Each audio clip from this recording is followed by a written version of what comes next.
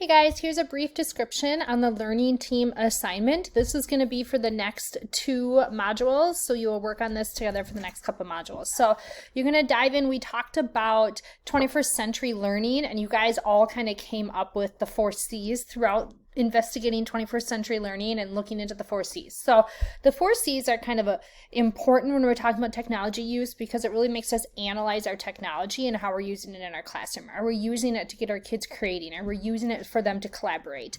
When you do some research, you might notice that some people have talked about the 5 C's or the 6 C's. So what I want you to do is just do a little research, and we did this a little bit last week. So if you feel very confident with what the 4 C's are, or the 5 C's or 6 C's, then you don't need to do more research. But otherwise, dive in and do some research.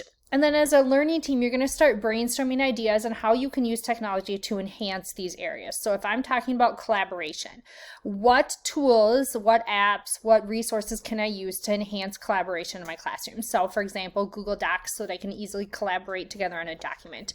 That would be a good collaboration tool. Or communication. What are ways I can increase communication? So things like Flipgrid, that would be a great tool.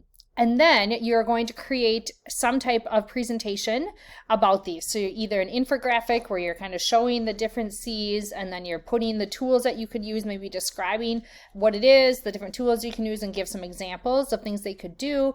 Maybe you're creating a web page that has a link to each C has its own page. Maybe it's a presentation, whatever you want to create as a learning team.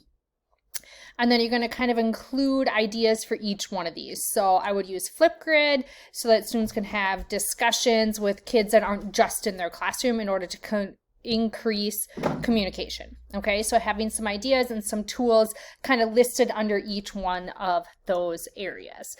You will do this together as a learning team and then turn it in at the end of Module 6. So that won't be until July. Let me know if you have any questions.